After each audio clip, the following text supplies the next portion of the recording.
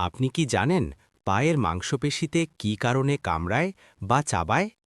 এই ভিডিওর মাধ্যমে জানতে পারবেন চিকিৎসা বিজ্ঞানের ব্যাখ্যা। পায়ের মাংসপেশিতে হঠাৎ করে কামড়ানো বা চাবানো ধরা মাসল ক্র্যাম্প খুবই সাধারণ একটি সমস্যা। চিকিৎসা বিজ্ঞানের মতে এটি মূলত মাংসপেশির অনিয়ন্ত্রিত সংকোচনের কারণে হয়ে থাকে। কয়েক সেকেন্ড থেকে কয়েক মিনিট পর্যন্ত তীব্র ব্যথা অনুভূত হতে পারে। প্রধান কারণগুলো হল: ১. পানিশূন্যতা বা ডিহাইড্রেশন।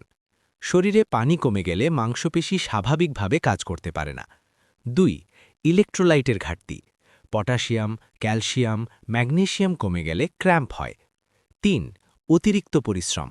বেশি হাঁটা, দৌড়ানো বা ভারী কাজের ফলে পেশি ক্লান্ত হয়ে পড়ে। ৪.